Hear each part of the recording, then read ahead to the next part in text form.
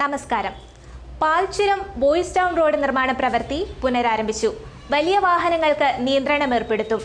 കരാറുകാരുമായി സംബന്ധിച്ച തർക്കത്തെ തുടർന്ന് കരാറുകാർ ഉപേക്ഷിച്ച പ്രവൃത്തിയാണ് ഇപ്പോൾ പുനരാരംഭിച്ചിരിക്കുന്നത്. കൊട്ടിയൂർ അമ്പായത്തോട് പാൽച്ചുരം ബോയ്സ് ടൗൺ റോഡിന്റെ അറ്റകുറ്റപ്രവൃത്തി പുനരാരംഭിച്ചു. കരാർ സംബന്ധിച്ചുള്ള തർക്കത്തെ തുടർന്ന് കരാറുകാർ ഉപേക്ഷിച്ച പ്രവൃത്തിയാണ് പുനരാരംഭിച്ചത്. പ്രളയക്കെടുതിയിൽ തകർന്ന അമ്പായത്തോട് പാൽച്ചുരം ബോയ്സ് ടൗൺ റോഡിന്റെ പ്രവൃത്തിയാണ് വെള്ളിയാഴ്ച പുനരാരംഭിച്ചത്. 25 ലക്ഷം രൂപയായിരുന്നു അറ്റകുറ്റപ്പണിക്കായി അനുവദിച്ചത്. 3 കരാറുകാരായിരുന്നു പ്രവൃത്തി ഏറ്റെടുത്തിരുന്നത്. ഇതിൽ ഒരു കരാറുകാരൻ മാത്രമായിരുന്നു ഏറ്റെടുത്ത പ്രവൃത്തി പൂർത്തീകരിച്ചത്. മറ്റുള്ള കരാറുകാർ നഷ്ടത്തിലാകുമെന്ന കാരണം പറഞ്ഞ് പ്രവൃത്തി വൈകിപ്പിക്കുകയായിരുന്നു. പിന്നീട് നടന്ന റീടെൻഡറിൽ നേരത്തെ പ്രവൃത്തി പൂർത്തീകരിച്ച കരാറുകാരൻ തന്നെ അവശേഷിക്കുന്ന അറ്റകുറ്റപ്പണിയും ഏറ്റെടുക്കുകയായിരുന്നു. റോഡിന്റെ പ്രവൃത്തി പൂർത്തീകരിക്കാത്തതിനെ തുടർന്ന് വ്യാപാര വ്യവസായി ഏകോപന സമിതി കേളകം മേഖലാ കമ്മിറ്റിയുടെ നേതൃത്വത്തിൽ അമ്പായത്തോട് ടൗണിൽ ധർണയും പൊതുയോഗവും സംഘടിപ്പിച്ചിരുന്നു.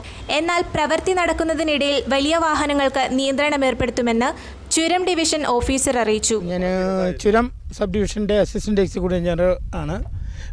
ഈ റോഡിൻ്റെ ശോചനീയാവസ്ഥ നേരത്തെ തന്നെ മനസ്സിലാക്കിയിട്ട് ഇതിനൊരു ടെൻഡർ നടപടി താമസിച്ചതാണ് ഈ വർക്ക് സ്റ്റാർട്ട് ചെയ്യാൻ താമസം ഉണ്ടായത്.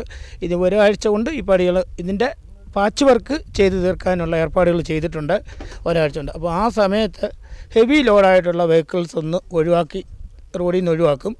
ബാക്കി ചെറു വാഹനങ്ങൾ കടത്തിവിടാം. അത് വർക്ക് ചെയ്യുന്ന സമയത്ത് ടോട്ടലി റോഡ് റോഡ് ഗതാഗതം തടസ്സപ്പെടുത്താത്തത് മാനന്തവാടിയിലേക്കുള്ള റോഡ് ബുദ്ധിമുട്ടാവാതിരിക്കാൻ വേണ്ടി. പക്ഷേ ഹെവി വെഹിക്കിൾസ് ഒഴിവാക്കി തരണം.